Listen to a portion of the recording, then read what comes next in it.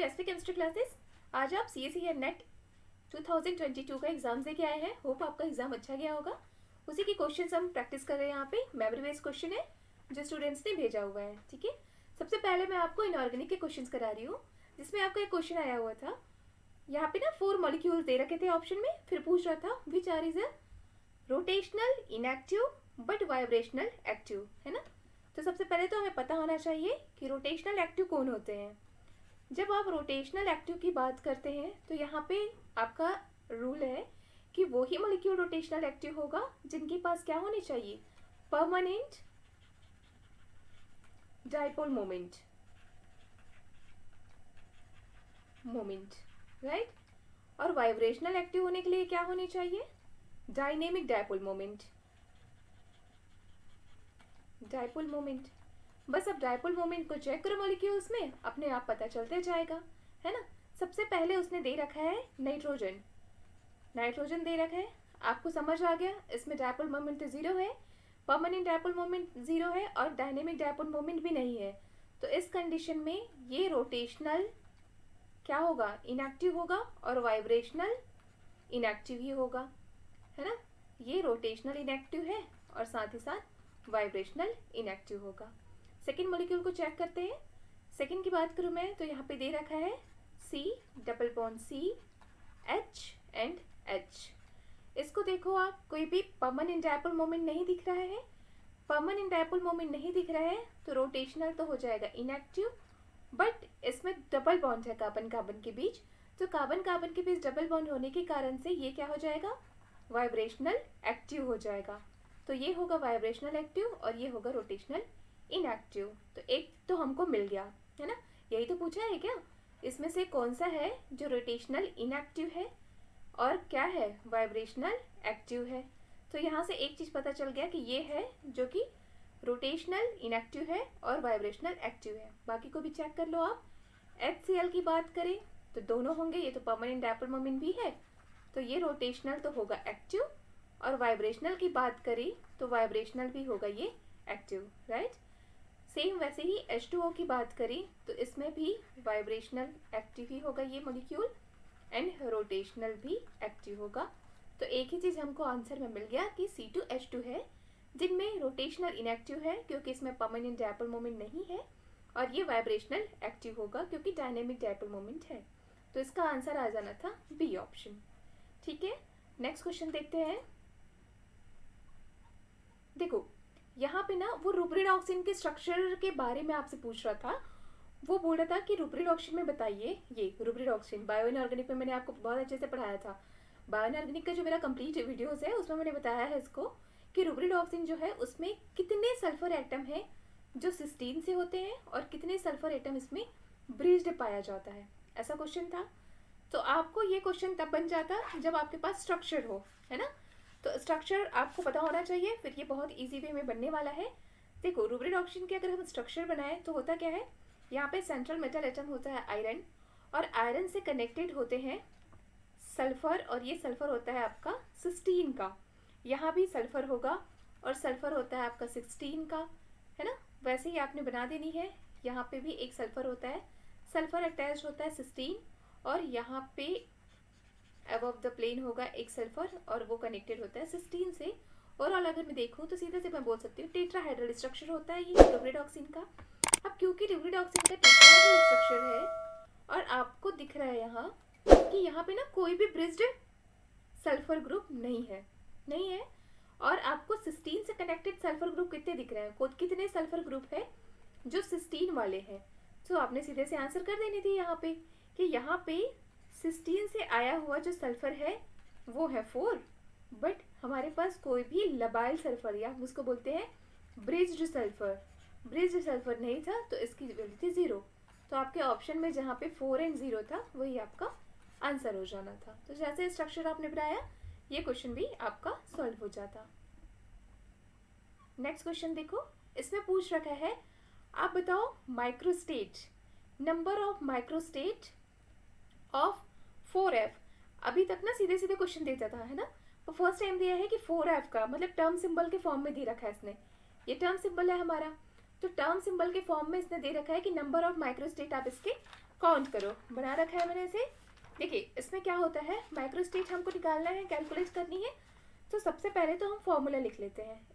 जब कभी भी आपको इस फॉर्म में दिया हो कि इसका टर्म सिंबल आप निकालिए, तो इस फॉर्म में दिया हो तो आपको सीधे से होती है फॉर्मूला कि यहाँ पे ना हम इसका स्पीड मल्टीप्लिसिटी लिख देते हैं। स्पीड मल्टीप्लिसिटी लिखते हैं 2l+1, दिस द फॉर्मूला। अब आपको पता है स्पीड मल्टीप्लिसिटी का तो वैल्यू सीधे सीधे से इसने निकाल रखा है, तो आप यहाँ पे लिख दोगे 4 इंटू, आप ये निकालो 2 इंटू l+1। यहाँ l क्या है आपने पता है ना ये चीज़ें, कि जैसे हमारे पास l की जो वैल्यू है, जैसे हमारे पास क्या होता है, s होता है, p होता है, d होता है और f। तो जो l की वैल्यू है वो s के लिए 0, p के लिए 1, d के लिए 2 और f के लिए होता है 3। तो यहाँ से मुझे पता चल गया कि l की वैल्यू क्या है 3। तो कुछ नहीं करनी थी, सीधा आपको 4 इंटू 2 इंटू 3+1 सॉल्व कर दीजिए। सॉल्व करने से कितना हो जाएगा 4 इंटू 7 और आंसर आ जाएगा 28। तो ये थे आपके आंसर। आपका माइक्रोस्टेट्स जो है 4F में कितना आएगा 28। तो सीधे से ये क्वेश्चन बनना था। ठीक है, आगे देखते हैं। आगे यहाँ पे आपका क्वेश्चन था क्वांटम का। क्वांटम का बहुत ही इजी क्वेश्चन दे रखा था इस बार। एक्चुअली क्वांटम में ना बहुत कंफ्यूजिंग क्वेश्चन देते हैं, लेकिन इस बार सीधे सीधे पूछ लेता कम्यूटेटर क्या होगा। और आप जब क्वांटम को स्टार्ट ही करते हैं उसी टाइम ही पढ़ लेते हैं कि कम्यूटेटर कैसे निकालते हैं, है ना। तो अगर इसको सॉल्व करोगे, सॉल्व ना करके भी इसकी वैल्यू तो सीधे से याद रहती है। तो आंसर तो सीधा आपको पता ही है कि आंसर क्या आ जाएगा। आप इस 2 को इधर कर दो 2, और आपका पी एक्स पीछे दिया है, मतलब क्या आना चाहिए आपका आई एच कट, है ना। 2 आएगा I H cut P x, यही हो जाएगा आंसर। हम ऐसे पढ़ते थे हमेशा से। तो 2 I H not iota H cut, और यहाँ पे आ जाता है आपका पी एक्स, ये होना था आंसर। चलो लेकिन इसको ना फिर भी सॉल्व करके देखते हैं, जैसे ना बना हो सो आप नेक्स्ट टाइम के लिए इसकी प्रैक्टिस कर सको। इसको जब आप सॉल्व करते हो तो ये बिल्कुल उस फॉर्मूला के जैसा है कि हमारे पास क्या है, ए है और ए के साथ में कॉमा में है ए और यहाँ पे बी सी दे रखा है। जब आप इसे ओपन करके लिखेंगे तो डिस्ट्रीब्यूटिविटी वाला आप रूल्स लगाओगे, तो यहाँ पे क्या हो जाएगा, पहले हमने ना बी को बाहर कर दिया, तो एक कॉम्बिनेशन बनाया ए सी प्लस, यहाँ पे हमने क्या किया ए और बी लिखा, ए और बी, और बाहर में हमने कॉम्बिनेशन बना लिया सी का। कर सकते हैं ऐसा। देखो अब होगा क्या, इसकी जगह पे आप वैल्यू लिखते जाइए। ये है मेरा x और ये है मेरा पी एक्स, x है और उसके बाद ये P x dot P x.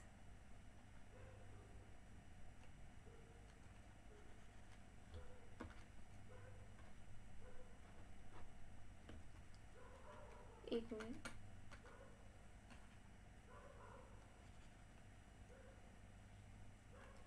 चलिए पी एक्स और ये पी एक्स होगा। प्रदीप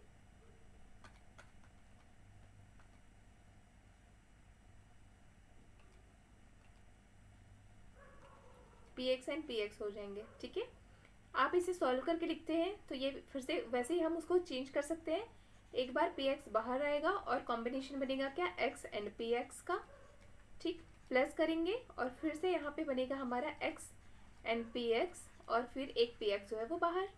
अब आपको पता है कि जो एक्स एंड पी एक्स होता है उसकी वैल्यू होती है आई एच कट। आपने फॉर्मूला रख देनी है, पी एक्स यहाँ पे हो जाएगा आयोटा एच कट प्लस ये हो जाएगा पी एक्स, यहाँ पे हो जाएंगे, इसकी वैल्यू हो जाएगी आई एच कट आपका पी एक्स। देखो प्लस किया तो हो जाएगा 2 आई एच कट और आपका P x, this is the answer. तो यहाँ से सीधे से इसका भी आंसर बन जाना था। क्लियर है ये। नेक्स्ट क्वेश्चन देखते हैं। देखो एक क्वेश्चन ना आपके कोऑर्डिनेशन से आया था, कोऑर्डिनेशन जिसमें एक स्टीरियो आइसोमर मैंने पढ़ा रखा है।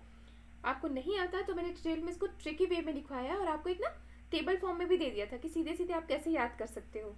सो यहाँ पे ये जो क्वेश्चन दिया था उसमें अभी मैं कंफ्यूज हूँ, क्योंकि कुछ बच्चों ने बोला कि स्टीरियो आइसोमर पूछा था इसमें और कुछ बोलते पेयर ऑफ एन एंशियोमर पूछा था, तो दोनों बता देते हैं। ये जो कंपाउंड उसने दे रखा है, ये जो हमारा कोऑर्डिनेशन कॉम्प्लेक्सेस दे रखा है, उसमें आपने, मैंने अगर टेबल बनाया वो आप लास्ट टाइम भी देख के गए होगे, तो सीधा सीधा मैंने लिखवाया था कि हमारा ये जो Ma2B2CD टाइप का हमारा जो कोऑर्डिनेशन कॉम्प्लेक्सेस है, उसमें स्टीरियो आइसोमर तो होते हैं 8 स्टीरियो आइसोमर हो सकते हैं। कैसे? आप ना इसमें क्या करना था, एक को सिस में रख के बाकी को उसके ट्रांस में शिफ्ट करते जाते, तो वो स्ट्रक्चर अपने आप बनते जाता। लेकिन अगर मैं बात करूँ किसकी, एनेंशियोमर की, तो एनेंशियोमर में ये जो 8 पेयर हम बनाते हैं, उसमें से 8 का 8 पेयर तो नहीं होता जब एनेंशियोमर की बात करें। तो एनेंशियोमर में 8 का 8 पेयर बिल्कुल भी नहीं था। सो यहाँ पे कैसे लिखना था हमको, एनेंशियोमर पेयर जो है ओनली हमको 2 मिलने वाला था, 2।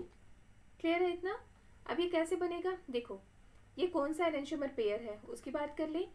सो मैं बात करूँ अगर एनेंशियोमर पेयर्स की, तो यहाँ पे हो जाएगा आपका M A, और ये A हो गया, C में रख लिया मैंने इसको, B एंड B, C और ये D। एक इसका हम मिरर इमेज बना ले तो ये मिरर इमेज देगा, और इसी को आप थोड़ा सा चेंज कर दो और इसे कुछ ऐसा बना लो, ये M, ये A, ये B, ये भी आपका B, बट यहाँ पे आप क्या कर दो, D को रख दो और यहाँ पे C को रख दो। जब आप इनके मिरर इमेज बनाएंगे तो वो एक दूसरे में सुपर इम्पॉसिबल ही होगा, और ये जो है आपका मिरर इमेज भी देगा। तो सिर्फ ये 2 पेयर्स हैं, मतलब इसका मिरर इमेज, इसका बनने वाला मिरर इमेज और इसका बनने वाला मिरर इमेज, ये 2 ही केसेस में वो एनेंशियोमर देंगे। तो इसका आंसर सीधे से हो जाना था कि ये वाला जो कंपाउंड है मेरा, उसमें आपका स्टीरियो आइसोमर तो होंगे 8 और एनेंशियोमर हो जाएगा कितना, 2। तो यहाँ से ये बन जाना था। ठीक है, इस क्वेश्चन की बात करें तो यहाँ पे देखो क्या दिया है, correct statement about alpha beta and gamma rays, है ना। अल्फा बीटा गामा रेज की बात करें, ये आपका न्यूक्लियर केमिस्ट्री से क्वेश्चन था। तो उसने पूछा था कि किसका पेनिट्रेशन पावर ज़्यादा होता है। पेनिट्रेशन पावर मतलब भेदन क्षमता किसकी ज़्यादा होती है। तो ये हमेशा से पढ़ते हैं हम कि पेनिट्रेशन पावर की बात करें, अगर हम पेनिट्रेशन पावर की बात करें तो penetration power always alpha raise gamma rays की ज़्यादा होगी, फिर बीटा रेज की होगी और उसके बाद अल्फा रेज की होगी।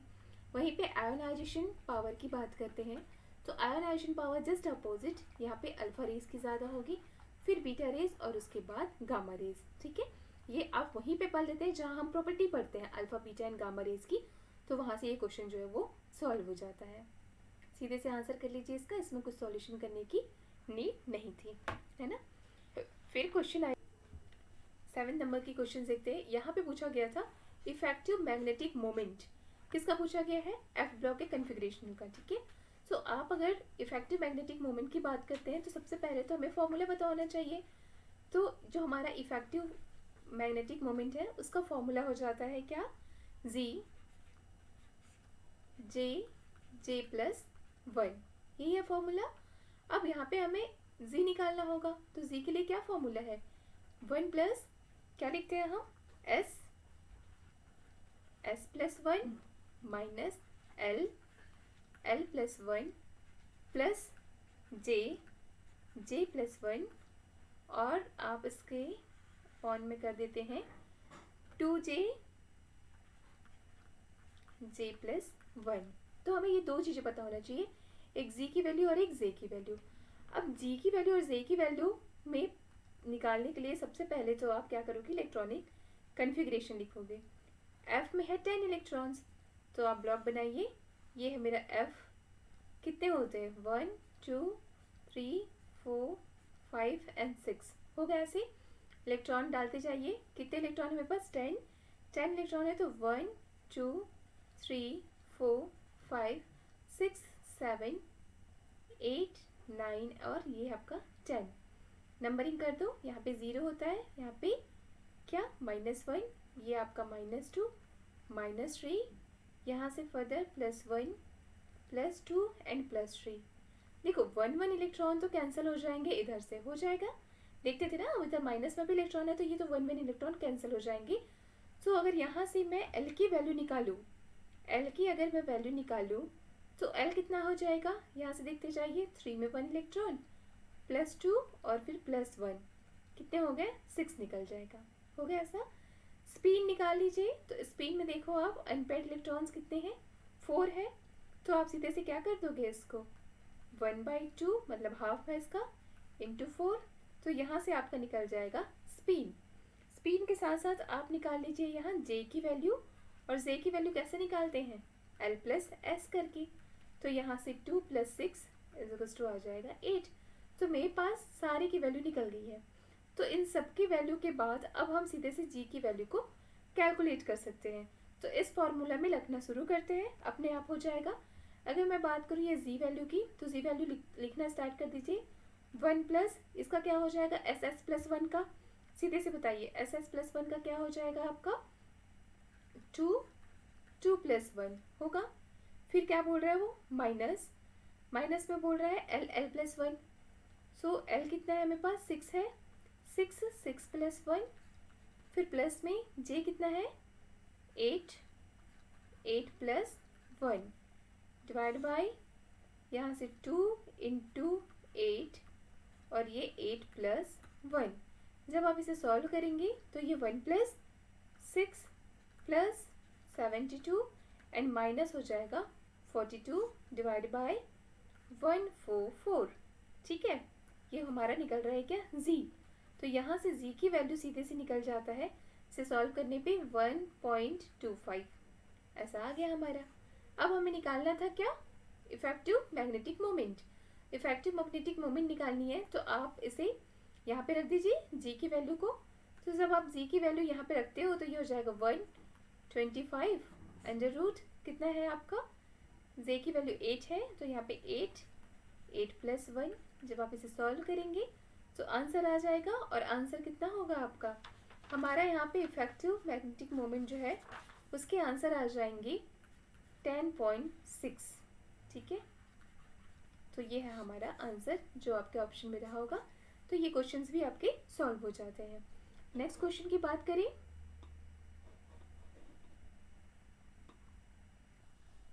चलिए 8th क्वेश्चन को अगर देखें तो यहाँ पे दे रखा है absorption spectrum of the chromium compound, है ना।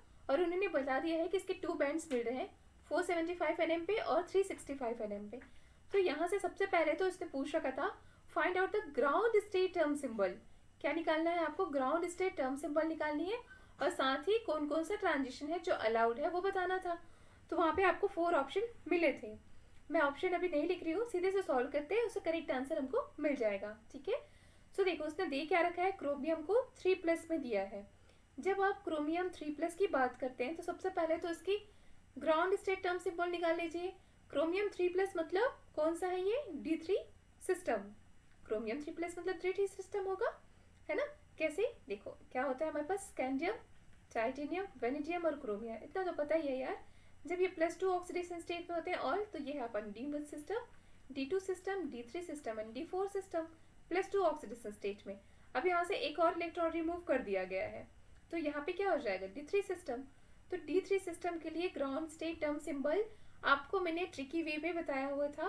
सीधे सीधे से आपको क्या करनी होती है? एक बॉक्स बनानी होती है। कैसे? D1, D2, D3, D4, D5, D6, D7, D8, D9 ऐसा मैंने लिखवा रखा था। और आपको बोल दिया था कि यार सीधे से आप इसके ग्राउंड स्टेट टर्म सिंबल निकाल सकते हैं। कैसे निकाल सकते हो? ये जो D5 है ना उसका हो जाता है 6s। D5 का क्या होता है? 6s। फिर आप लिखते जाओ capital D, F, F, D। ये क्या हो जाएगा? कैपिटल D, F, F और ये D। ऐसे शॉर्ट लिख दिया से मैंने। और बस इसे नंबरिंग कर दो। नंबरिंग कैसे? ये 6 है और यहाँ पे हो जाएगा आपका 5, यहाँ पे हो जाएगा 4, यहाँ पे हो जाएगा 3 और ये हो जाएगा 2। बिल्कुल वैसे ही सीक्वेंस में ये 5, ये 4, 3 एंड 2। तो सीधे सीधे से हमारा D3 का ग्राउंड स्टेट टर्म सिंबल निकाल सकते थे। एक तो ये तरीका है जो हमें सीधे से याद रहता है हमेशा से किसी भी मॉलिक्यूल का ग्राउंड स्टेट टर्म सिंबल निकालने के लिए, है ना। एक ये तरीका है। और दूसरा आप इसको सॉल्व करके भी निकाल सकते हो, उसमें भी कोई प्रॉब्लम नहीं होता। आपने सीधे से सॉल्व कर लेनी थी, स्पीड मल्टीप्लिसिटी से निकल जाता। कैसे सॉल्व कर सकते थे आप? जैसे मेरे पास एक क्रोमियम 3+, तो ये है मेरा D3 सिस्टम। तो सबसे पहले तो मैं D3 में भर लेती 1 2 3, ये 4। यहाँ से हम सीधे इलेक्ट्रॉन्स को भरना स्टार्ट करते, तो इलेक्ट्रॉन को भर सकते थे 1 2 एंड ये 3 इलेक्ट्रॉन। अगर आप ऐसे करते तो हमारे पास L निकल जाता है। L कितना निकलेगा, ये है 0 -1 -2, या +1 और ये +2 है ऐसा। तो L की वैल्यू कितनी निकल जाएगी, 2 + 1 + 0 = 3, है ना। और S की वैल्यू निकालूं तो S की वैल्यू क्या हो जाएगा अपना, हाफ हो जाएंगे और इंटू 3। सो यहाँ से कट करो आप, हो जाएगा 3/2। तो यहाँ से S की वैल्यू निकल गई, तो स्प्लिट मल्टीप्लिसिटी क्या हो जाएगा, 3/2 इंटू 2 + 1, क्रॉस करेंगे तो 4। जब 3 होता है तो ये F है, ये पहले से पढ़ रखे हो आप, है ना। कैसे, SPDNF। आपका L की वैल्यू इसके लिए 0 होता है, 1 होता है, 2 होता है, 3, तो ये F है। और स्पिन मल्टीप्ल 4, तो यहाँ से भी हमारा निकल गया कि यार इसका ग्राउंड स्टेट टर्म जो है वो होगा 4F। इतनी तो हमें पता चल गई, एक चीज हमने फाइंड आउट कर लिया। ठीक है, अब आ जाते हैं किसमें, ऑर्गल डायग्राम में। तो ऑर्गल डायग्राम में जब आप जाते हो तो इसे सीधे सीधे से आंसर करनी है। ऑर्गल डायग्राम में जाते हैं तो बना के देख लो ऑर्गल डायग्राम को, इतना तो पता चल गया। ग्राउंड स्टेट टर्म सिंबल हमारा क्या है, 4F है। तो ऑर्गल डायग्राम आप देखोगे 4F ऑक्टाहाइड्रल कॉम्प्लेक्सेस के लिए, है ना।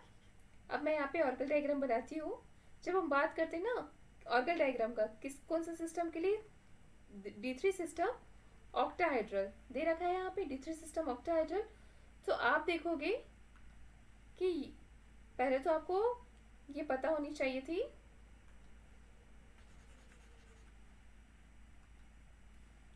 कि ये जो हमारा 4F है वो उसको कैसे कैसे लिख सकते हैं हम। इसको हम लिख सकते हैं किस में आप इसको लिख सकते हो A to Z, है ना, T to Z और T1Z का सेट बनता है जो कि ऑक्टाहाइड्रल होता है। सो इसी को बस आपने लिख देनी है ग्राफ के फॉर्म में। जब हम इसका ऑर्गल डायग्राम बनाते हैं तो ये कुछ ऐसा बनता है कि हमारा सबसे जो ग्राउंड स्टेट है वहाँ चला जाता है A to Z, उसके बाद फिर मिडिल स्टेट जहाँ होता है आपका T to Z, और उसके बाद अपना हायर स्टेट जो होता है T1Z।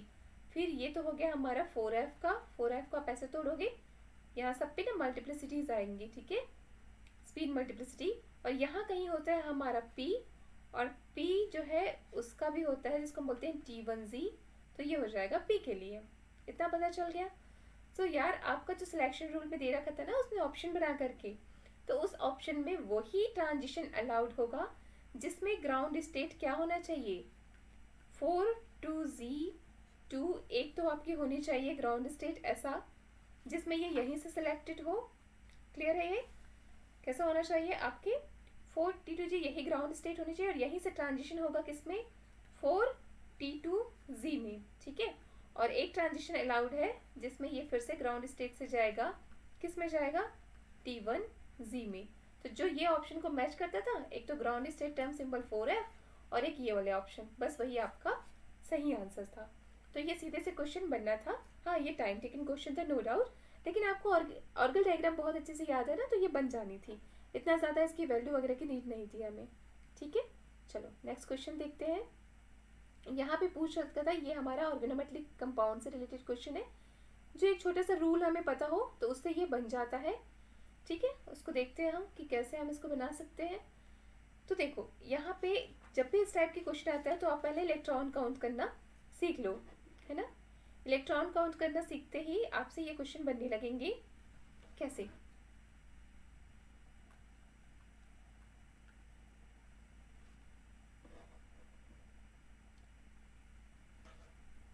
कैसे बनेगा, यहाँ पे दे रखा था ये वाला कंपाउंड और ये वाला कंपाउंड। तो सबसे पहले तो हम इलेक्ट्रॉन काउंट करना सीखते हैं।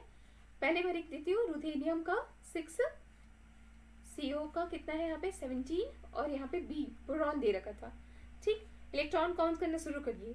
रुथेनियम की बात करें तो ये आ जाता है, इसके खुद के कितने इलेक्ट्रॉन होते हैं, 8 इलेक्ट्रॉन, प्लस कितने दिया हुआ है इसने 6 दे रखा है, तो माइनस वो मल्टीप्लाई कर दीजिए। एक रुथेनियम के पास 8 इलेक्ट्रॉन, तो 6 रुथेनियम के पास 8 इंटू 6 हो जाएंगे, हो गया ऐसा। प्लस कितने दिया है हमारे पास CO कंपाउंड 17, और 1 CO कंपाउंड का कंट्रीब्यूशन कितना होता है, 1 जो CO कंपाउंड है उसका कंट्रीब्यूशन होता है 2 का, मल्टीप्लाई कर देंगे, है ना। उसके बाद आ जाता है आपका बोरॉन। तो बोरॉन के पास खुद का कितना होता है, 3 वैलेंस इलेक्ट्रॉन को लेते हैं, तो बोरॉन का 3 वैलेंस इलेक्ट्रॉन होगा। यहाँ पे माइनस चार्ज लगा के दिया था, मैं यहाँ पे भूल गई हूँ, यहाँ पे माइनस चार्ज लगा के दिया था, तो माइनस चार्ज मतलब एक इलेक्ट्रॉन और आगे है, तो उसको भी आप प्लस करोगे, तो ऐसे करके हमने प्लस कर दिया। आंसर निकालिए। ये तो हो जाता है हमारे पास 48 प्लस कितना हो जाएगा, 34 plus 4, 48 plus 38 equals to answer क्या हो जाएगा, 86। 86 नंबर आते ही आपको पता है कि हमें इसकी ज्योमेट्री पता चल गई, क्या है, octahedral. This complex is the octahedral, तो सीधे से इसका आंसर आ जाना था ऑक्टाहाइड्रल। ठीक है, वहीं पे इसकी काउंट करते हैं। यहाँ पे ऑस्मियम दे रखा था और CO कितना है, 18, और साथ ही आपका P नेगेटिव चार्ज। चलिए, आपको जो ऑस्मियम है कौन से ग्रुप का है, आपका आयरन ग्रुप का है, तो इसके खुद के इलेक्ट्रॉन्स कितने हो जाएंगे, 8 हो जाएंगे। 8 इंटू 6 प्लस यहाँ पे 18 इंटू 2 प्लस फॉस्फोरस किसकी फैमिली से है, नाइट्रोजन, तो नाइट्रोजन फैमिली से है फॉस्फोरस, तो इसका खुद का कंट्रीब्यूशन कितना हो जाएगा, वैलेंस इलेक्ट्रॉन मतलब 5 प्लस हो जाता है आपका 1। काउंट करते जाइए, तो यहाँ भी हो जाएगा आपका 48 प्लस यहाँ पे हो जाएगा 36 प्लस 6 होंगे 48 प्लस 42 कितना हो गया, 90। और जहाँ 90 आता है नंबर, तो उसके नॉमेनक्लेचर सीधे से एक रूल्स है ना हमारा, मैंगोज रूल, वहाँ से समझ आ जाता है ये मैंगोज रूल से। तो इसकी जो ज्योमेट्री होगी वो क्या हो जाएगा, ट्राइगोनल प्रिज्मेटिक, ट्राइगोनल प्रिज्मेटिक। तो ये क्वेश्चन ऐसे बन जानी थी। सो हमारा 9 क्वेश्चंस भी इनऑर्गेनिक से रिलेटेड कंप्लीट हो जाता है। आगे देखते हैं, कंटिन्यू। देखो, ये क्वेश्चन आपके कोऑर्डिनेशन से था, एंड कोऑर्डिनेशन के क्वेश्चन में पूछ रहा था कि आप बताइए LMCT का ऑर्डर। ठीक है, क्या पूछ रहा है वो, LMCT का ऑर्डर बताओ, है ना। LMCT का ऑर्डर उसने दे रखा था। अब यहाँ पे शायद 2 क्वेश्चन थे, एक ऐसे दे रखा था और एक क्वेश्चन ऐसे कुछ दे रखा था शायद, कि आपका क्रोमियम है, उसका 4 2 नेगेटिव, और क्रोमियम के नीचे आ जाता है आपका मोलिब्डेनम, तो मोलिब्डेनम के साथ भी 4 2 नेगेटिव, एंड टंगस्टन के साथ भी 4 2 नेगेटिव, तो इनका भी ऑर्डर बताना था। सबसे पहले तो आप बोलो कि ये है क्या चीज़ें। सो LMCT का मतलब है ligand to metal charge transfer spectra. यहाँ पे लिगेंड जो है वो मेटल को देता है ना, ligand to metal charge transfer spectra. तो अगर ligand to metal charge transfer हो रहा है, मतलब हमारा जो मेटल है उसके पास वैकेंट साइड होनी चाहिए, वैकेंट साइड होनी चाहिए। वैकेंट साइड होना चाहिए मतलब क्या, ये हाई पॉजिटिव ऑक्सीडेशन स्टेट होनी चाहिए इसके पास, हाईली पॉजिटिव ऑक्सीडेशन स्टेट होनी चाहिए, खाली जगह होनी चाहिए। तो ये क्या करेगा, इजी दे देगा। तो सबसे पहला काम है हमारा इसके ऑक्सीडेशन स्टेट निकालनी।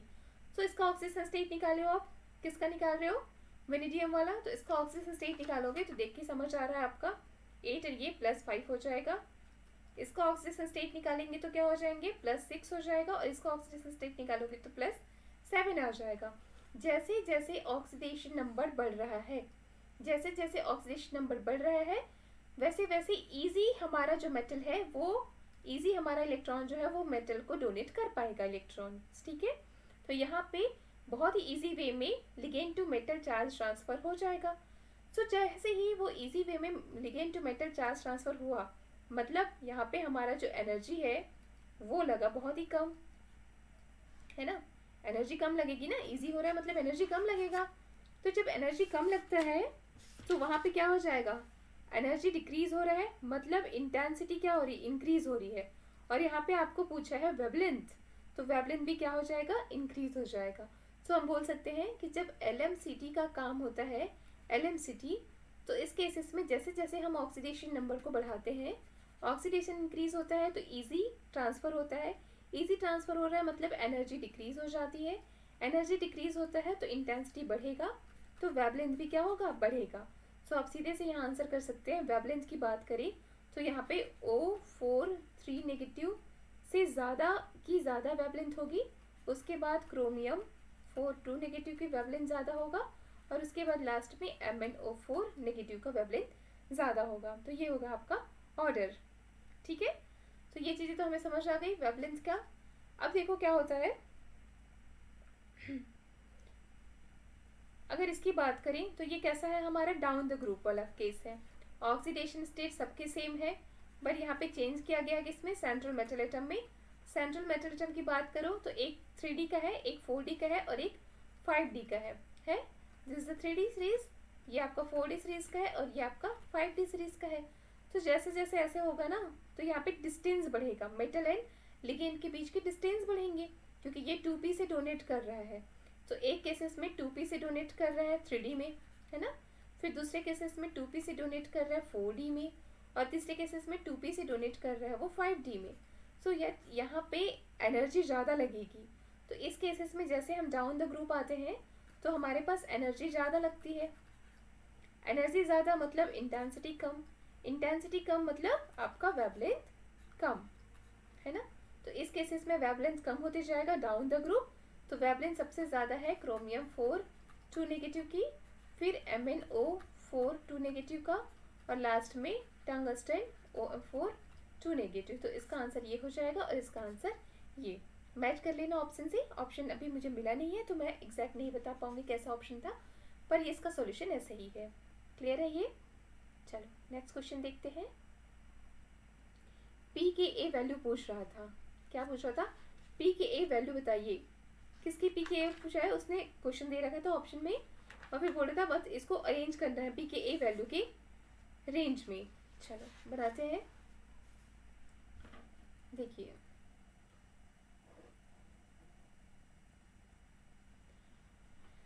सबसे पहले तो आप ये जानो कि फॉर्मूला क्या होता है पी के ए का, है ना। तो जो पी के ए होता है हमारा, वो इक्वल्स हो जाता है किसके, माइनस लॉग ऑफ के ए, और के ए मतलब एसिडिटी, एसिडिटी ऑर्डर। यहाँ से मुझे इतना समझ आ गया कि मेरा जो पी के ए वैल्यू है वो इन्वर्सली रिलेशन है किसके साथ, के ए वैल्यू के साथ। सो अगर मैं इसमें एसिडिटी ऑर्डर निकाल दूँ तो उसका अपोजिट कर देंगे तो पी के ए वैल्यू निकल जाएगी। एसिडिटी निकालो, एसिडिटी निकालने के लिए क्या करेंगे, हम एक H+ को डोनेट करते जाएंगे, है ना। तो जैसे ही आप एक एक H+ को डोनेट करोगे तो यहाँ पे लगेगा नेगेटिव चार्ज। आपने एक H+ डोनेट कर दिया, कर दो एक एक H+ डोनेट, इसे हटा दो, तो यहाँ पे आ जाएगा नेगेटिव चार्ज। एक बार यहाँ पे आएगा नेगेटिव चार्ज और एक बार आ जाएगा कहीं यहाँ पे नेगेटिव चार्ज। अब देखो कौन सा नेगेटिव चार्ज ज़्यादा स्टेबल है। जो नेगेटिव चार्ज ज़्यादा स्टेबल होगा वही हमारा क्या हो जाएगा, जिस नेगेटिव चार्ज के पास स्टेबिलिटी ज़्यादा होगी वो मोर एसिडिक होगा। सो देखो आपको समझ आ रहा है कि हमारा ये वाला जो ग्रुप है ना, ये ज़्यादा स्टेबल है। कैसे स्टेबल है, ये इधर भी कॉन्जुगेशन में है, लाइक ये इधर से भी कॉन्जुगेशन में है और ये इधर से भी कॉन्जुगेशन में है कॉन्जुगेशन में, टू साइड से ये कॉन्जुगेशन में है। तो इससे समझ आता है कि अगर मैं के ए की ऑर्डर लिखूं तो नो डाउट के ए हमारा सबसे ज़्यादा है किसमें, 3 में होगा। ए और 2B के बीच में हम अगर करते हैं कंपैरिजन तो देखते जाइए, यहाँ पे ऐसा है, ठीक है, ये इधर स्टेबिलिटी में तो है लेकिन यहाँ से यार क्रॉस कॉन्जुगेशन भी तो हो रहा है ना। ये इधर से भी स्टेबिलिटी में पर यहाँ से भी कॉन्जुगेशन में जा रहा है, तो ये क्रॉस कॉन्जुगेशन का केस है। तो यहाँ पे अगर क्रॉस कॉन्जुगेशन लग रहा है और सेम यहाँ पे अगर ये इधर जाके स्टेबलाइज होगा तो यहाँ पे भी जो इलेक्ट्रॉन है वो भी तो इधर जाके ऐसे स्टेबलाइज होगा। तो दोनों ही साइड यहाँ पे क्या वर्क कर रहा है, क्रॉस कॉन्जुगेशन। तो क्रॉस कॉन्जुगेशन जब वर्क करता है तो वहाँ पे ये ज़्यादा स्टेबिलिटी शो नहीं करेगा, है ना। लेकिन यहाँ पे क्या है, सिंपल CH3 ग्रुप है, यहाँ भी CH3 ग्रुप है, यहाँ कोई क्रॉस कॉन्जुगेशन का कॉन्सेप्ट नहीं है। ये सीधे से यहाँ से भी स्टेबलाइज हो सकता है और इधर से भी स्टेबलाइज हो सकता है। तो इन दोनों के केसेस में अगर मैं एसिडिटी की बात करूँ तो ज़्यादा स्टेबल कौन है, ये, तो ये स्टेबल है मतलब एसिडिटी ऑर्डर इसी की ज़्यादा है होगा। और सबसे कम एसिडिटी ऑर्डर है आपका किसका, B का, इसे एसिडिक नेचर B का सबसे कम है, ठीक है। अच्छा मैंने इसे 3 1 2 के फॉर्म में लिख दिया, मतलब मैं इसको 3 नंबर कर रही हूँ, ये मेरा फर्स्ट है और ये मेरा 2 है। अब उसे को अरेंज करना है तो ये के ए का वैल्यू निकल गया, के ए इन्वर्सली प्रोपोर्शनल है पी के ए के। सो आप अब सही आंसर का कर सकते हो, इसको अपोजिट कर दो। पी के ए वैल्यू सबसे ज़्यादा होगी सेकंड की, फिर होगी फर्स्ट की और फिर होगा थर्ड का, जिस द आंसर। जीओसी से बनने वाला क्वेश्चन था। जीओसी में आपने पढ़ा हुआ है ना कि यहाँ पे नेगेटिव चार्ज पहले जनरेट करते हैं एसिडिक नेचर निकालने के लिए, जितना ज़्यादा नेगेटिव चार्ज स्टेबल होगा वो कंपाउंड उतना ही ज़्यादा एसिडिक होता है। तो एसिडिटी अगर हमने निकाल लिया, उसका अपोजिट कर दो, आपका pKa वैल्यू निकल जाता है। तो ऐसे करके इस क्वेश्चन को सॉल्व करना था, बहुत ज़्यादा टाइम टेकिंग नहीं था, ये बन जाना था। ठीक, फिर एक क्वेश्चन आया था जिसमें बिल्कुल भी टाइम नहीं लगता, सीधा ये तो आया हुआ क्वेश्चन है जो बार बार आपको कोई भी कोचिंग इंस्टीट्यूट के वीडियो देख लीजिए, वो आपको बहुत अच्छे से इसको कराते हैं, है ना। चलो, इसमें क्या करनी थी, ये पूछ रहा है ऑर्डर ऑफ इलेक्ट्रॉन एफिनिटी। किसके ऑर्डर पूछा था, इलेक्ट्रॉन एफिनिटी का ऑर्डर बताओ। इनमें इलेक्ट्रॉन एफिनिटी का ऑर्डर बताओ। कोई फोर्थ ऑप्शन भी था जो मुझे याद नहीं है, मतलब भेजा नहीं गया है। 3 ऑप्शन है मेरे पास, पर फिर भी इसमें से आंसर निकल जा रहा था। देखिए, ये बोलता है एफिनिटी के ऑर्डर बताइए। तो आपने ये चीज़ हमेशा से पढ़ रखा है कि जब हम इलेक्ट्रॉन एफिनिटी की बात करते हैं, तो हमेशा जो हमारा थर्ड पीरियड्स है, थर्ड पीरियड के जो एलिमेंट वो ज़्यादा, मतलब बोल सकते हैं हायर इलेक्ट्रॉन एफिनिटी शो करते हैं। किसके कंपेयर में, कंपेयर्ड टू सेकेंड पीरियड करते हैं, सेकेंड पीरियड से ज़्यादा ही वो शो करते हैं हमेशा। यही रीज़न था कि यार क्लोरीन की ज़्यादा इलेक्ट्रॉन एफिनिटी होती है, फिर फ्लोरीन की और फिर ब्रोमीन की, है ना, ये हमको पता है। तो इससे तो हमें सीधा सीधा ये आंसर गलत हो गया, यहाँ तो फ्लोरीन की इलेक्ट्रॉन एफिनिटी को ज़्यादा दे रखा है, तो ये ऑप्शन खत्म हो जाता है। ठीक है, इस ऑप्शन में भी देखो, इसमें भी प्रॉब्लम कर रहा है कि आपको फास्फोरस के बाद नाइट्रोजन दिया है, ऐसा कुछ नहीं होता है, आर्सेनिक आता है, तो ये भी गलत हो गया। तो ये ऑप्शन बिल्कुल करेक्ट है और इसे लिखाया ही जाता है प्रॉपर, कि जब आप बात करते हो ना ऐसे, ऑक्सीजन है, फिर सल्फर है, फिर सिलीनियम है, ठीक है, उसके बाद ये फ्लोरीन है, फिर क्लोरीन है, फिर ब्रोमीन है, ऐसे ही होगा। तो आपको पता चलेगा कि इलेक्ट्रॉन एफिनिटी ऑक्सीजन की कम होती है, बहुत ही कम, इतना कम कि सेलेनियम से भी कम हो जाता है। बाकी ये तो पता ही है आपको कि इसकी तो ज़्यादा ही होगी, मैंने ये लिखा था ना, ये तो ऑलवेज आपको नोट ही करके रखनी है कि हमारा जो थर्ड पीरियड्स होते हैं उनकी इलेक्ट्रॉन एफिनिटी ऑलवेज हायर होता है, किससे, सेकेंड पीरियड से। तो वैसे भी हमें ऑक्सीजन को तो पीछे करना ही था सल्फर से, है ना, सेलेनियम से भी बाद में इसकी इलेक्ट्रॉन एफिनिटी होती है। तो सही आंसर आपका हो जाना था एस, फिर सेलेनियम और फिर ऑक्सीजन, दिस द आंसर। ठीक है, देखो ये क्वेश्चन पेरिसाइक्लिक का था। पेरिसाइक्लिक का क्वेश्चन इजी वे में बन जाते हैं, पर इसमें स्टीरियोकेमिस्ट्री थोड़ा पूछ रखा था उसने कि स्टीरियोकेमिस्ट्री बताओ, तो स्टीरियोकेमिस्ट्री में भी ज़्यादा एज ए प्रॉब्लम नहीं आना था। ठीक है, देखो इसकी बात करूँ अगर मैं,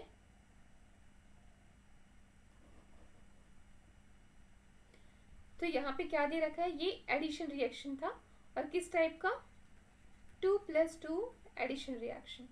अब 2+2 एडिशन रिएक्शन था, वैसे ये आपका हीट के प्रेजेंस में होता नहीं पॉसिबल, पर कीटीन दे रखा है ना, इसलिए हो जाता है। ठीक है, और आपको एक ही चीज़ देखना था कि यहाँ पे एक्टिव साइड्स कौन है, तो एक साइड ये है एक्टिव, बाकी इसके स्टीरियोकेमिस्ट्री वो दे रखा है बिल्कुल, और साथ में सेम टाइप का ग्रुप दिया है, तो ज़्यादा प्रॉब्लम नहीं है। सीधे से साइक्लो एडिशन होना था। कैसे होता है आपका साइक्लो एडिशन, ये यहाँ पे ऐसे बॉन्ड फॉर्म करता है और ये यहाँ पे बॉन्ड फॉर्म करता है, और आपस में ये अटैच हो जाते हैं 2+2 साइक्लो एडिशन के थ्रू।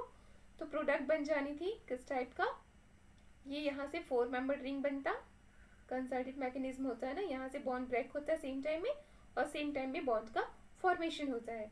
तो कंसर्टेड मैकेनिज्म से ऐसे बनेंगे, ये वाला पोजीशन वैसे ही रह जाएगा, ये वाला ग्रुप, और यहाँ से अटैच ये वाला कार्बन ना, यहाँ से अटैच 2 मिथाइल ग्रुप रहेगा। अब देखो इसकी बात है, तो यहाँ से ये बॉन्ड को बनाया था, तो अब यहाँ सिंगल बॉन्ड रह जाएगा, पर क्योंकि ये अभी यहाँ पे ट्रांस पोजिशन में है ना, एक दूसरे से ट्रांस, तो यहाँ भी इसका स्टीरियोकेमिस्ट्री वैसे ही होगा, ये अभी भी ट्रांस पोजिशन में एक दूसरे से अटैच होंगे। तो ये आपने ट्रांस बना देनी थी। स्टीरियो आपका ना ये पेरिसाइक्लिक होते हैं, उसकी स्टीरियोकेमिस्ट्री बहुत ही ईजी होते हैं, ट्रिकी वे में हम इसको पढ़ते हैं। ठीक है, तो यहाँ पे 2+2 साइक्लो एडिशन होना था, और यहाँ पे जो कंपाउंड है वो कुछ ऐसा ही बनता है, इसमें ये दोनों एक दूसरे से ट्रांस में प्रेजेंट होते हैं। ठीक, तो ये क्वेश्चन भी सॉल्व है। चलो, यहाँ पे एक हमारा आईआर से क्वेश्चन आया होता है, आईआर स्पेक्ट्रोस्कोपी से, ये ना थोड़े से ग्रुप को चेंज करके बना के दे रखा था। यहाँ पे देखो ये सिंपल ग्रुप दे रखा है, जिसमें एक साइड को उसने फ्लिपिंग को रोक रखा है, तो एक सिंपल सा ग्रुप उसने बना के दे रखा है हमें। और फिर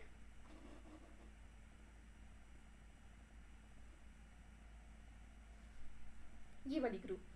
सो और यहाँ पे क्या चेंजेस किया उसने, यहाँ पे Cl लगा दिया। और आपको पता है Cl क्या होता है, माइनस आई ग्रुप है। Cl माइनस आई ग्रुप है, तो कैसे भी करके ये क्या करेगा, इधर के इलेक्ट्रॉन को अपने साइड खींचेगा। यहाँ तो कुछ भी नहीं लगाया है उसने, है ना। और यहाँ पे माइनस आई ग्रुप लगा है, और वो भी एक्सियल पोजीशन पे है। कहाँ है, एक्सियल पोजीशन पे। सो ये एक्सियल पोजीशन पे है, ये इधर खींचेगा। तो नो डाउट इसके जो लोन पेयर है वो इसके इन्फ्लुएंस के कारण इधर ऐसे स्विच करेगा। तो स्विच करते ही यहाँ पे बॉन्डिंग ज़्यादा हो गई, क्योंकि यहाँ पे पार्शली पॉजिटिव चार्ज आ गया है और ये पार्शली नेगेटिव, तो एक बॉन्ड और फॉर्म होने की नीड हो गई है यहाँ पे। तो ये एक पार्शियल बॉन्ड्स का फॉर्मेशन कर सकता है, जिससे, और ये आपको पता है कि सिंगल बॉन्ड से ज़्यादा स्ट्रेचिंग फ्रीक्वेंसी डबल बॉन्ड की होती है, और डबल बॉन्ड से ज़्यादा स्ट्रेचिंग फ्रीक्वेंसी आपके ट्रिपल बॉन्ड्स की होती है। यहाँ पे क्योंकि ट्रिपल बॉन्ड बनने की पॉसिबिलिटीज़ है, इसलिए इसका इससे तो ज़्यादा ही होगा, मतलब ए से ज़्यादा बी का तो होगा ही होगा। ठीक है, ए से ज़्यादा हमारे बी की स्ट्रेचिंग फ्रीक्वेंसी वैल्यूज आएगी, कार्बन ऑक्सीजन बॉन्ड के बीच की स्ट्रेचिंग फ्रीक्वेंसी वैल्यू। वहीं पे इसकी देख ले तो ये हमारा इक्वेटोरियल पोजीशन पे प्रेजेंट है। इक्वेटोरियल पोजीशन पे प्रेजेंट होते हुए भी यहाँ भी सेम केसेस लगेंगे, और इनफैक्ट एक्सियल से भी ज़्यादा इसकी हो जाएगी। तो जो इसका आंसर आना था वो था ए से ज़्यादा बी का और बी से ज़्यादा सी का। तो यही इसका आंसर है कि हमारे यहाँ पे स्ट्रेचिंग फ्रीक्वेंसी की वैल्यू जो है वो इस वे में आएगा। ठीक है, इसका एक्सप्लेनेशन मैं बाद में आपको देखूंगी। काफ़ी रात हो गया है अभी, और रात में भी मैं आप लोग के लिए वीडियो बना रही हूँ ताकि सुबह उठते ही आप चेक कर सकें। अभी एग्ज़ाम दे के आए हैं तो एक्साइटमेंट होगा, है ना। क्वेश्चन सॉल्व भी करिए, और प्रॉपर क्वेश्चन को सॉल्व करते करते नोट भी करिए, जिससे आपके मिस्टेक्स भी पता चले और नेक्स्ट एग्जाम में आप वो गलतियाँ ना करेंगे। ठीक है, चैनल को सब्सक्राइब कर दो, शेयर करो, ज़्यादा से ज़्यादा जो भी क्वेश्चन है, जो भी क्वेश्चन में डाउट्स है आपको, वो आप भेज सकते हैं, मेरे ईमेल पे डाल दीजिएगा। ठीक है, चलो चैनल को सब्सक्राइब ज़रूर कर दो। जितने बच्चे देखेंगे ना, आप लोग देखिए, क्वेश्चन नोट्स कीजिए, उसके प्रॉपर नोट्स बनाइए, क्योंकि मैं अच्छे से एक्सप्लेन कर रही हूँ। और चैनल को सब्सक्राइब करो, शेयर कर दो, लाइक कर दो, क्योंकि हम भी नो डाउट आज ही एग्ज़ाम हुआ है और आज ही आपको सोल्यूशन दे रहे हैं, तो मेहनत तो किया है ना। चलो नेक्स्ट क्वेश्चन था, यहाँ पे ना नंबर ऑफ लोन पेयर्स निकालनी थी। जब नंबर ऑफ लोन पेयर्स का वाला क्वेश्चन आया है तो बहुत इजी वे में बस स्ट्रक्चर ड्रॉ करो, अपने आप नंबर ऑफ लोन पेयर्स बन जाएंगे। सो पहले तो स्ट्रक्चर लिखने आनी चाहिए। आप स्ट्रक्चर को ओपन करके लिखिए, ये N, double bond N, double bond N, single bond carbon, और कार्बन से कनेक्टेड नाइट्रोजन। ऐसा था एक स्ट्रक्चर मेरा, फर्स्ट, है ना। सेकेंड स्ट्रक्चर कैसा है, नाइट्रोजन है, double bond nitrogen, double bond nitrogen, यहाँ पे है सल्फर, और फिर सल्फर से कनेक्टेड कार्बन, ये सल्फर है, सल्फर से कनेक्टेड है कार्बन, और कार्बन के बाद आ जाएगा आपका ट्रिपल बॉन्ड नाइट्रोजन। तो ये तो था हमारा क्वेश्चन। चलो इस क्वेश्चन में कैसे बनाएंगे, SCN ही दे रखा था ना आपको, यहाँ पे SCN दे रखा था या SN दे रखा था, सीधे सी देख लीजिए क्या दे रखा था। ठीक है, तो ये था हमारा क्वेश्चन। अब हम इसको सॉल्व करना स्टार्ट करते हैं। तो नंबर ऑफ लोन पेयर से निकालना था, ज़्यादा टफ था नहीं, देखते जाओ कहाँ कहाँ लोन पेयर प्रेजेंट है। इस पे तो आ गया है पॉजिटिव चार्ज, इसने अपने से ज़्यादा बॉन्ड्स बना रखे हैं ना। नाइट्रोजन जो है न्यूट्रल कंडीशन में 3 बॉन्ड बनाता है, इसने 4 बॉन्ड बना रखा, मतलब यहाँ पे आ गया है पॉजिटिव चार्ज। तो यहाँ पे तो कुछ लोन पेयर बचेंगे नहीं, इसके पास है एक लोन पेयर। ठीक है, इसने 2 ही बॉन्ड बनाया, नेगेटिव चार्ज है, मतलब लोन पेयर तो है नो डाउट। यहाँ पे भी एक लोन पेयर है, क्योंकि नाइट्रोजन जब 3 बॉन्ड्स बनाता है तो उसके पास एक लोन पेयर रहता है। कार्बन ने अपने 4 बॉन्ड्स बना रखे हैं, यहाँ कोई भी लोन पेयर प्रेजेंट नहीं है। यहाँ भी नाइट्रोजन ने अपने 3 बॉन्ड्स बनाया, तो यहाँ पे भी लोन पेयर है। तो total number of lone pair electrons कितने हो गए, total number of lone pair electron यहाँ से तो निकल जाएंगे 6। टोटल नंबर बोल रही हूँ लोन पेयर इलेक्ट्रॉन का, तो यहाँ से कितना निकल जाएगा 6। ठीक है, या पेयर्स बोला होगा तो आप बोलोगे 3 लोन पेयर्स हैं इसमें, है ना। इलेक्ट्रॉन्स कितने हैं बोलेंगे तब तो आप 6 लिखोगे, लेकिन अगर पेयर बोला है तो आपने लिख देनी है 1, 1 मिनट। हाँ,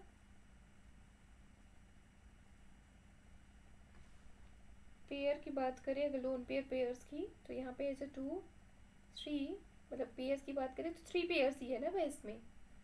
नाइट्रोजन 3 लिखते हैं ना, साइनाइड लिखा, 3 लिखा, यहाँ पे 2 है और यहाँ पे है 1 इलेक्ट्रॉन। अच्छा, इसने एक बॉन्ड नहीं बनाया है, तो इसके पास लोन पेयर्स तो है ही और एक नेगेटिव चार्ज भी है।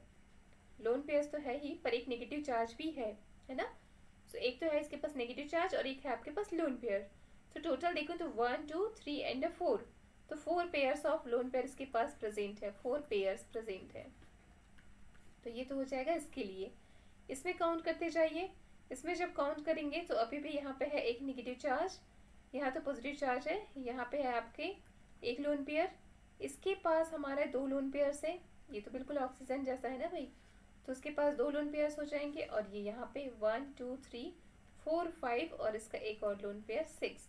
तो यहाँ पे आपको नंबर ऑफ लोन पेयर्स मिलेंगे 6। तो ये था उसका आंसर, है ना। स्ट्रक्चर को ओपन करके लिखनी थी। जैसे ही आप स्ट्रक्चर को ओपन करते हैं तो अपने आप ये बनने लगता है कि हाँ इस टाइप से इसका सॉल्व कर सकते हैं। तो हमारे पास इजी वे में लोन पेयर जो है वो निकल आता। चलो, ये क्वेश्चन था आपका प्रोटॉन एनएमआर का। यहाँ पे बोल रखा था कि कार्बन से 2 प्रोटॉन अटैच्ड हैं और दोनों ही प्रोटॉन एक दूसरे को कपल कर रहे हैं, मतलब दोनों की इन्वॉल्वमेंट अलग है। ठीक है, तो दोनों ही प्रोटॉन जो है वो एक दूसरे से अटैच है। पहले चीज़ तो ये हो गया, और दूसरा चीज़ बोल रहा है कि दोनों कपल कर रहे हैं एक दूसरे को, है ना। सो हमें निकालना क्या था, हमें निकालना था यहाँ पे number of spin state and intensity. So देखो नंबर ऑफ स्पिन स्टेट के लिए तो सीधे से फॉर्मूला है। नंबर ऑफ स्पिन स्टेट के लिए फॉर्मूला क्या है, हमारे पास फॉर्मूला आ जाता है 2ni, सॉरी चलो इसको हटाते हैं। फॉर्मूला है हमारे पास 2ni+1 है, 2ni+1 is the formula of spin state. यहाँ से लिखते जाते हैं। आपका प्रोटॉन एनएमआर एक्टिव न्यूक्लियाई कितनी है वो देख लीजिए, उसके बाद हमारा बन जाएगा। यहाँ पे देखते हैं इसकी वैल्यू तो 2 है। आपका इसकी बात करें तो ये है 1, एन की वैल्यू क्या हो जाएगा 1 होगा, कपल कर रहा है। और ये हो जाएगा यहाँ पे आई की वैल्यू भी 1 है +1, कार्बन का बेस पे बना रही हूँ। ठीक है, नहीं इस क्वेश्चन को रहने दीजिए क्योंकि इसमें कंफ्यूजन है। ठीक है, क्यों हम आई की वैल्यू को 1 ले रहे हैं ये मैं मुझे समझ आ रहा है, क्योंकि ये सब प्रोटॉन एनएमआर निकालनी है और प्रोटॉन एनएमआर के लिए तो आई वैल्यू हाफ होता है ना। सो इसमें कंफ्यूजन है, मे बी इसे छोड़ देते हैं, उसको बाद में सॉल्व कराऊंगी मैं जब इसका सही से क्वेश्चन आ जाएगा। ठीक है, नेक्स्ट देखते हैं। चलो 18 नंबर की क्वेश्चंस मैं अभी कराती हूँ आपको। ये था कहाँ से आया हुआ, देखिए थर्मोडायनेमिक्स से, है ना। यहाँ पे ना लॉग आरएनएस इक्वेशन से बन जानी थी। अगर आपको आरएनएस इक्वेशन याद है तो वहाँ से ये क्वेश्चन बन जाना था। यहाँ क्वेश्चन दे रखा था कि ये लॉग के जो है वो इक्वल है किसके, लॉग के इक्वल है 14.1 माइनस 10,000 के डिवाइडेड बाई टी। ठीक है, और बोल रहा था आप इसका ई निकालिए, किसमें, किलो जूल पर मोल में निकालना था, है ना। सो एक्टिवेशन एनर्जी निकालना था। सीधे से आरएनएस इक्वेशंस को लगाते हैं। जब हम आरएनएस इक्वेशन की बात करते हैं तो हमारे पास क्या है फॉर्मूला, लॉग के इक्वल है किसके, log A minus E A divide by 2.303 r into 1/t। ये हमारा आरएनएस इक्वेशन। अब इसी की वैल्यू को वो दे रखा है तो ओपन करके लिखते हैं बिल्कुल कैसे दे रखा है। यहाँ पे ना वैल्यू को कुछ ऐसा दे रखा है कि लॉग ए की वैल्यू है 14.1 माइनस यहाँ पे इसने दे रखा है 10,000 केल्विन में दे रखा है divided by 2.303 r into 1/t। इसे भी आप ऐसे लिख सकते हो ना, सॉरी इसको हटा दीजिए, आप इसे इस फॉर्म में लिख सकते हैं, मतलब लिखने का तरीका बता रही हूँ। आप इसे इस फॉर्म में लिख सकते थे सिंपल, इसे हटा दो, ये नहीं दिया है उसने, ऐसे लिख सकते थे, है ना। तो इससे समझ आता है कि जब हम ऐसे कंपेयर करते हैं तो इससे समझ आ रहा है कि ये इसकी वैल्यू है। सो ओवरऑल अगर मैं देखूँ तो ये जो है वो इसकी वैल्यू है ना। सो आप सीधे से इसे बराबर कर दो, मतलब दिख रहा है कि हमारा activation energy divide by 2.303 r equal है किसके, दोनों में नेगेटिव साइन है तो वहाँ से कट जाएगा, ये बराबर है आपके 10,000 के है ऐसा। अब आप इसे ओपन करके लिखना स्टार्ट करो, सॉल्व हो जाएगा। जैसे ई एक वैल्यू निकालेंगे इसको इधर भेज देंगे तो यहाँ पे से EA इज इक्वल टू हो जाएगा K इंटू 2.303 होगा ऐसा, इंटू R की वैल्यू क्या होती है 8.314 जूल पर केल्विन पर मोल होगा। यहाँ से ये K और ये K कट गया, बाकी जूल पर मोल में आंसर आ जाएगा। जब आप इसे सॉल्व कर लेंगे, सॉल्व करिए जल्दी से। जब आप इसे सॉल्व कर लेते हैं तो यहाँ पे इसकी वैल्यू आ जाएगी कितनी 191,471.2 यूनिट क्या हो जाएगा जूल पर मोल। पर उसने क्वेश्चन किस में पूछा है किलो जूल पर मोल में ऑप्शन को दे रखा था, है ना। तो जूल पर मोल को किलो जूल पर मोल में चेंज कर दो। तो जैसे ही आप इसे किलो जूल पर मोल में चेंज करेंगे ये आपका अप्रोक्स ये आंसर आ जाएगा किलो जूल पर मोल। तो यहाँ से आपके आंसर आ जाएंगे और ये क्वेश्चन इजी वे में बन जाना था। तो ना जैसे ही आपको फॉर्मूला याद है, किसका फॉर्मूला आर्हेनियस इक्वेशन का, तो आर्हेनियस इक्वेशन लगाते ही हम कंपैरिजन कर सकते थे कि यहाँ पे इसको कैसे निकालेंगे। इसको इसके इक्वल रखा बस, फिर बाकी तो फिर न्यूमेरिकल ही थे जो आपको सॉल्व करने थे। चलो यहाँ पे क्लोरोफॉर्म की रिएक्शन कराई गई है। किसके साथ कराया गया क्लोरोफॉर्म का रिएक्शन? क्लोरोफॉर्म की रिएक्शन कराई गई है KOH से। तो जब भी क्लोरोफॉर्म का रिएक्शन होता है KOH से तो हमें मिलता है क्या कार्बीन। क्या मिलता है कार्बीन मिलता है। सो बस उसने कार्बीन को ही लेकर के ऑप्शन दे रखे थे। ठीक है, चलो पहले थोड़ा सा रिएक्शन करा लेते हैं जिससे थोड़ा सा हमको आइडिया हो जाएगा। ये है मेरे पास क्लोरोफॉर्म। क्लोरोफॉर्म में ये Cl है, यहाँ पे Cl दे रखा है Cl और ये है दे रखा है H। इसकी रिएक्शन KOH से करा रहे हैं। KOH है मतलब H नेगेटिव। तो ये H नेगेटिव क्या करेगा, सबसे पहले तो ये प्रोटॉन को एक्सेप्ट कर लेगा। जैसे ही ये प्रोटॉन को एक्सेप्ट करेगा हमारे पास बन जाएगा Cl Cl Cl और यहाँ पे नेगेटिव चार्ज होगा ऐसा। फर्दर रिएक्शन होगी और उसके बाद मेंटेन करने के लिए ये HCl बाहर निकलेगा और फिर हमारे पास यहाँ बन जाता है कार्बीन। तो ये कार्बन से Cl Cl और ये हमारा बन गया कार्बीन। तो उसने पूछ रखा था कि किस टाइप का कार्बीन बनेगा और ऑप्शन उसने बना रखा था, है ना। कैसे कैसे ऑप्शन दे रखा था। पहला ऑप्शन था उसका, ऑप्शन को अलग पेन से लिखते हैं। उसने ऑप्शन दे रखा था कि ये जो बनने वाला कार्बीन है वो या तो कुछ ऐसा होगा कि एक Cl जो है वो बिलो द प्लेन होगा, दूसरा Cl जो है वो अबव द प्लेन होगा, और इसके साथ ही हमारे पास जो बनने वाला है ना, वो जो कार्बीन है वो कुछ ऐसा रहेगा triplet carbene, types of the triplet carbene. यहाँ पे एक एक इलेक्ट्रॉन होंगे। दूसरा ऑप्शन उसने दे रखा था क्या, कार्बीन है Cl है और बिलो द प्लेन भी Cl है आपका, और यहाँ पे जो कार्बीन बना है वो कुछ ऐसा सिंगलेट कार्बीन। इसको आप निकालोगे तो स्पिन मल्टीप्लिसिटी 1 ही निकलेगी ना, तो आप इसको सिंगलेट कार्बीन बोलते हैं, इसको ट्रिपलेट कार्बीन बोलते हैं। स्पिन मल्टीप्लिसिटी 3 निकलता है। ठीक है, सी ऑप्शन में दे रखा था कि हो सकता है वो कुछ ऐसा है कि Cl हमारा है और यहाँ पे कार्बन है, फिर Cl है और उसके बाद फिर इधर इधर इसके खाली ऑर्बिटल्स और किसी एक एक में इलेक्ट्रॉन होंगे, और फिर d ऑर्बिटल। इसमें ना ऑप्शन इधर उधर हो सकते हैं, आप सीधे आंसर को नहीं चेक करना, समझो इसको कि आंसर क्या आने वाला है। ठीक है, और एक था आपका ऑप्शन Cl CCl, फर्दर यहाँ पे ऐसे ऑर्बिटल्स वैकेंट ऑर्बिटल और यहाँ पे ऐसे। तो कौन सा ऑप्शन सही होने वाला है। आप ना इनकी स्टेबिलिटी को चेक कर लो बस। आप स्टेबिलिटी को कैसे चेक करेंगे कार्बन की, आप देख रहे हो कि कार्बन जो होता है उसमें कार्बन एटम जो है वो इलेक्ट्रॉन डेफिशिएंट होगा, है ना। तो यहाँ पे है Cl और यहाँ पे भी है Cl। अब मुझे पता है कि ये कैसा है, इलेक्ट्रॉन डेफिशिएंट है, और ये भी पता है कि यार मेरे पास ना क्लोरीन है, उसके पास बहुत सारे लोन पेयर्स हैं। क्लोरीन एक बॉन्ड बनाने के बाद उसके पास लोन पेयर्स हैं। तो लोन पेयर्स को अगर वो बैक बॉन्डिंग कर दे, लोन पेयर्स को बैक बॉन्डिंग में पार्टिसिपेट करा दे तो मेरा कार्बन स्टेबल हो सकता है। तो ये जो है उस वो बैक बॉन्डिंग में पार्टिसिपेट कराएगा। ठीक है, मतलब इसे कुछ ऐसे समझो। चलो इसको हटाते हैं यहाँ से। इसे कुछ ऐसे समझते हैं कि मेरे पास है कार्बन और यहाँ पे है Cl और यहाँ पे भी है Cl। यहाँ पे इसके पास लोन पेयर है, इसके पास लोन पेयर यहाँ पे भी लोन पेयर है, लोन पेयर है और लेन पेयर है। ये इजी कार्बन को बैक बॉन्डिंग कर सकता है। बैक बॉन्डिंग के रूल में पढ़ते हैं ना, 3D वाले जो मतलब हम पढ़ते हैं, थर्ड पीरियड वाला सेकंड पीरियड को बिल्कुल इजी दे सकता है अगर उसके पास वेकेंट साइट है और इसके पास लोन पेयर है। तो इसके पास वेकेंट साइट होने के लिए ज़रूरी है कि ये किस टाइप का कार्बिन हो, सिंगलेट कार्बिन हो।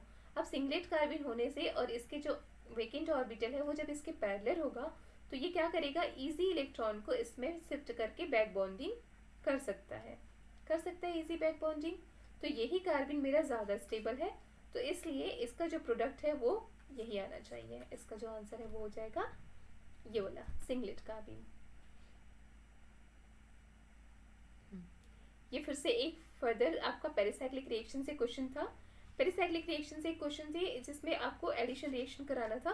किस टाइप का एडिशन रिएक्शन है वो आप सोचो। अभी जल्दी से जो भी बच्चे देख रहे हैं ना मुझे कमेंट करिए कि किस टाइप का साइक्लो एडिशन रिएक्शन होने वाला है। यहाँ पे सोचो। देखो यहाँ पे ना स्ट्रक्चर को आप गौर से देखो, यहाँ पे एक दे रखा है,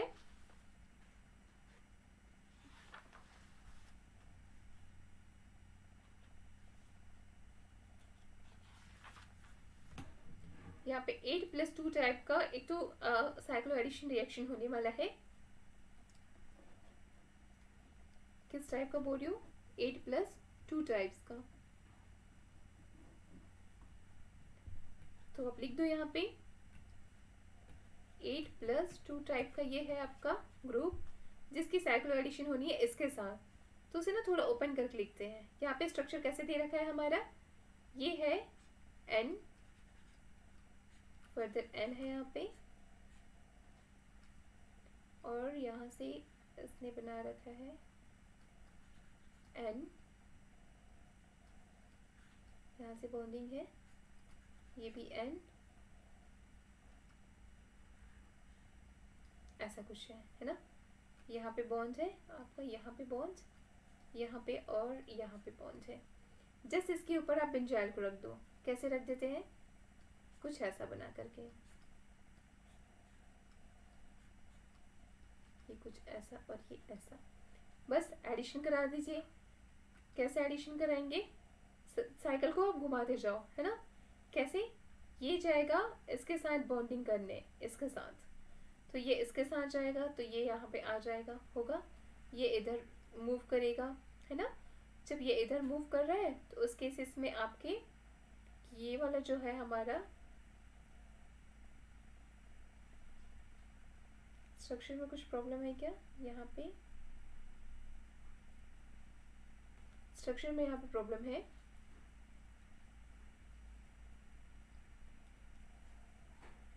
यहाँ पे ना कुछ ऐसा दे रखा था उसने, यहाँ पे एक नाइट्रोजन और नाइट्रोजन से एक और ही बॉन्ड था और फिर ऐसा था डबल बॉन्ड, हाँ ऐसा होगा, ठीक है।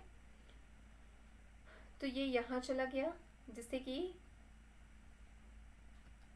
ये इलेक्ट्रॉन मूव करके यहाँ पे, ये इलेक्ट्रॉन चला गया यहाँ, ऐसे करके पूरा घूमेंगे हमारे इलेक्ट्रॉन्स।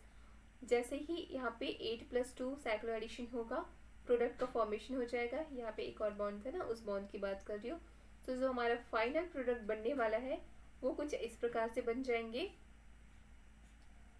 ये तो था आपका नाइट्रोजन से 5 मेंबर रिंग बन गया। ये 1 2 3 4 एंड 5 नंबरिंग करने आता है ना, ये 1 ये 2 ये 3 ये 4 और ये 5। तो पहले तो 5 मेंबर रिंग बना देनी थी और इसी 5 मेंबर रिंग से आपके बेंजीन ग्रुप अटैच हो गया, है ना, जहाँ पे डबल बॉन्ड है और कुछ इस टाइप से। तो ये यहाँ से कंप्लीट हो गया स्ट्रक्चर। बाकी इधर के स्ट्रक्चर को भी मेंटेन कर लेते हैं। ये था आपका एन,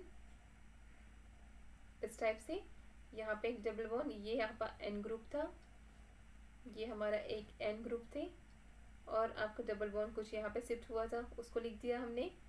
फर्दर यहाँ से यहाँ एक एन ग्रुप और स्ट्रक्चर हो जाने थे कुछ ऐसा, ऐसे। तो ये था आपका प्रोडक्ट, देख लेना। बस आपको इतना आइडिया मिल गया ना कि 8+2 है, सो अपने आप क्वेश्चन जो है वो बन जाएंगे, ठीक है। यहाँ पे एक्चुअली एक और बॉन्ड था जो मैं मिस कर गई हूँ, वहाँ पे एक और बॉन्ड रहेगा, फिर वो आंसर जो है वो बन जाएंगे। चलो ये एक अच्छा क्वेश्चन था। किससे? ऑर्गेनोमेटलिक।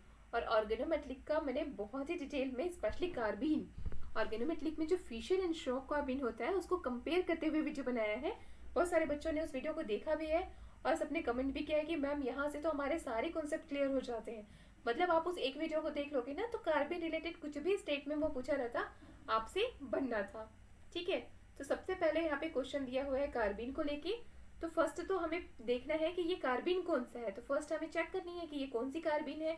तो चेक करो क्या हो रहा है। देखो यहाँ पे जो कार्बन बना है उसमें फर्स्ट तो यहाँ से डोनर ग्रुप प्रेजेंट है ना। और मेटल के पास सारे पाई एक्सेप्टर ग्रुप प्रेजेंट है, पाई एक्सेप्टर। तो जब भी हमारे पास ये सब्स्टिट्यूएंट इलेक्ट्रॉन डोनर होते हैं और यहाँ से जो मेटल से कनेक्टेड जो लिगेंड्स होते हैं वो पाई एक्सेप्टर होते हैं, तो इलेक्ट्रॉन का जो मोमेंट है वो कुछ इस साइड्स पे एक डायरेक्शन में जाता है। इस टाइप की जो कार्बीन है उसको आप बोलते हो फिशर कार्बीन। इसको क्या बोलते हो? Fischer carbene. और मैंने जब कार्बीन में शॉक कार्बीन फिशर कार्बीन में डिफरेंस बताया था तो सब कुछ इसमें बता दिया था। और वहीं पे मैंने आपको एक ट्रिक्स भी याद करा लिया था। क्या ट्रिक था वो? आप इसे सीधे से याद करो कैसे, फेस और सेंट। ये याद किए थे ना? 2-3 बार बोलो फेस और ये सेंट। जहाँ पे मैं आपको बोली थी, बार बार बोली थी, इससे क्वेश्चन अच्छे से बनते हैं, स्टेटमेंट में ही बनता है हमेशा कार्बीन का। तो आप ना ऐसे एक एक लाइन में याद रखो इसको ट्रिकी वे में। फेस मतलब फिशर कार्बीन, फेस का फे होता है आपका फिशर कार्बीन। फिशर कार्बीन में जो कार्बन होता है वो होता है इलेक्ट्रोफिलिक। कार्बन कैसा होता है फिशर कार्बन का? इलेक्ट्रोफिलिक होता है। इलेक्ट्रोफिलिक मतलब इसमें इलेक्ट्रॉन की डेफिशिएंसी होती है। ठीक है, क्योंकि इसमें बहुत सारे पाई एक्सेप्टर लेकिन जुड़े होते हैं ना, तो वो इलेक्ट्रॉन को खींच लेते हैं। तो ये होता है आपका इलेक्ट्रोफिलिक। और फिर ये जो है आपका क्या, ये सिंगलेट होते हैं। नेचर वाइज इसका कैसा होता है? सिंगलेट होता है। तो ऐसे करके हमें याद रखनी थी कि फेस मतलब फिशर कार्बन, इलेक्ट्रोफिलिक सेंटर होता है और सिंगलेट होता है।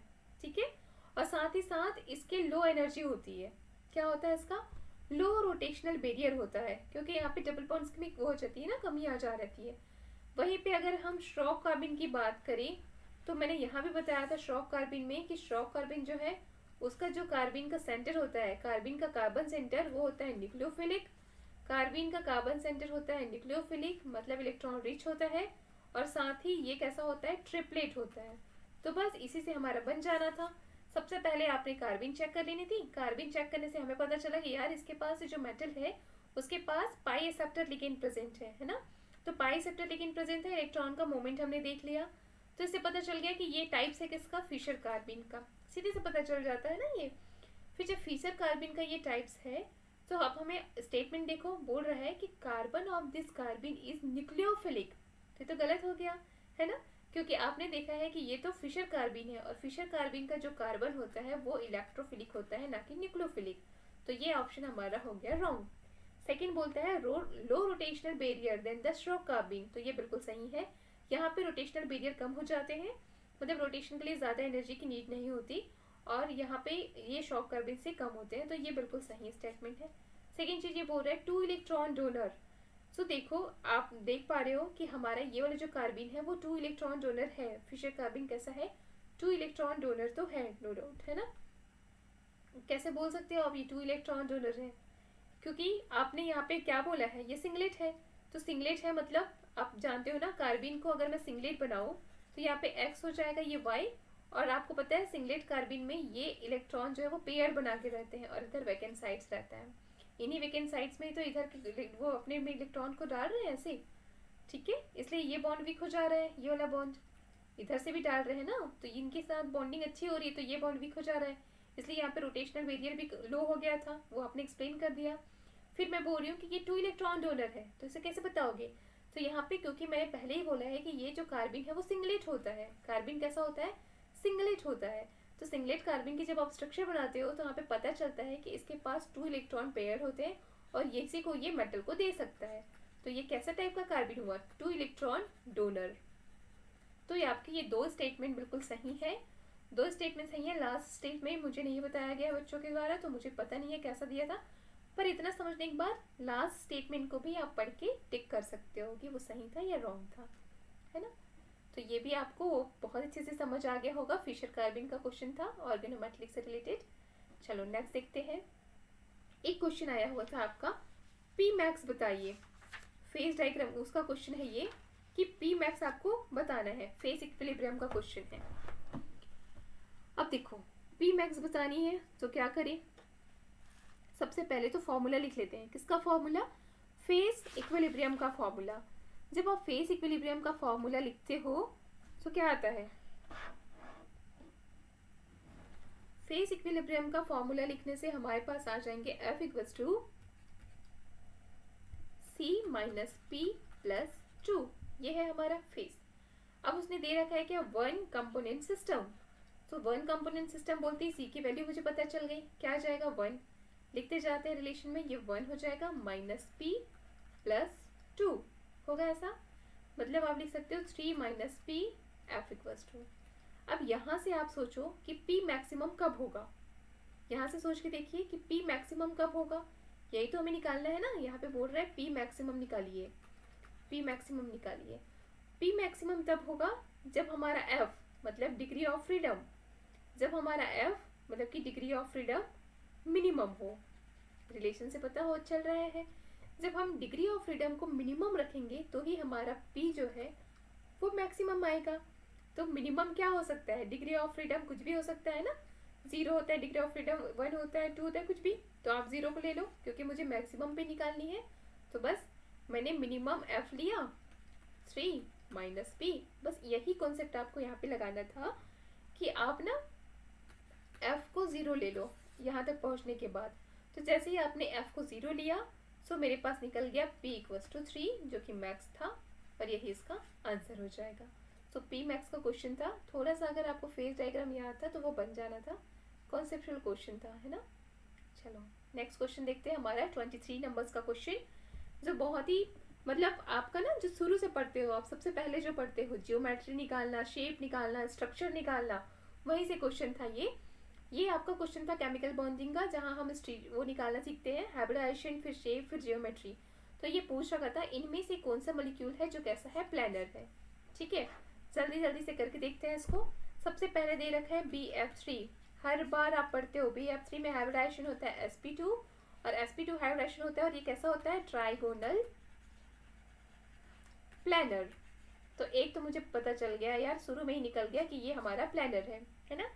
सेकंड देखो, सेकंड जो है मेरे पास O3, ये तो है हमारा टेट्राहाइड्रल, इसका हाइब्रिडाइजेशन sp3 निकलेगा। टेट्राहाइड्रल स्ट्रक्चर बनेगा इसका। कैसे बनता है इसका स्ट्रक्चर? एक्सी है, यहाँ पे तो होते हैं लोन पेयर, यहाँ पे होता है ऑक्सीजन ऑक्सीजन, और फिर यहाँ पे ऑक्सीजन, मतलब ये हो जाता है आपका पिरामिडल। और पिरामिडल मतलब ये नॉन प्लानर, पिरामिडल प्लानर कैसे हो सकता है ना। फिर आप करके देख लीजिए किसका, XeF5 नेगेटिव। XeF5 नेगेटिव का आप देखोगे तो ये बनेगा पेंटागोनल प्लानर, बिल्कुल। तो ये तो हो सकता है ना, पेंटागोनल प्लानर बनेगा ये, क्योंकि इसके पास खुद का तो है, यहाँ पे इसका खुद का कितने इलेक्ट्रॉन्स है? 8 इलेक्ट्रॉन। यहाँ से 9 हो जाएगा, 2 लोन पेयर्स बच जाएंगे। पेंटागोनल बायपिरामिडल इसकी स्ट्रक्चर होगी, सॉरी पेंटागोनल प्लानर इसकी स्ट्रक्चर होगी। तो ये हो जाएगा आपका प्लानर, लिख दीजिए उसको भी, प्लानर कैटेगरी में ही है। नेक्स्ट सॉल्व करते हैं।